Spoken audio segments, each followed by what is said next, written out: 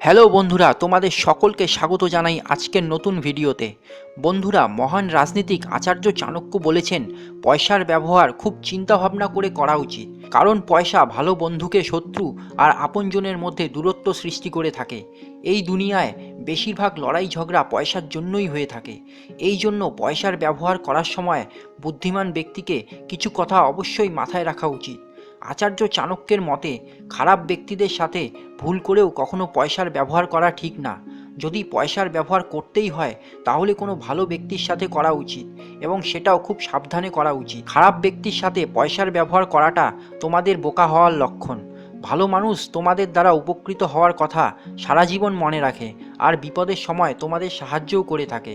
অন্যদিকে খারাপ ব্যক্তিরা পয়সা নেওয়ার সময় অনেক ভালো ও ভদ্র হওয়ার নাটক করে থাকে, কিন্তু কাজ হয়ে যাওয়ার পরে তারা তাদের মুখোশের আড়ালে লুকিয়ে থাকা আসল রূপটা দেখিয়ে থাকে। ধার করা টাকা ফেরত দেওয়ার সময় তারা তাদের আসল চেহারাটা দেখিয়ে থাকে। এই জন্য আচার্য চাণক্য বলেছেন যে ইমোশনাল হয়ে কখনো পয়সার ব্যবহার করা উচিত নয়, বরং প্রত্যেকটা জিনিসের সত্যতা ভালোভাবে যাচাই করার পরেই আমাদের পয়সার ব্যবহার করা উচিত।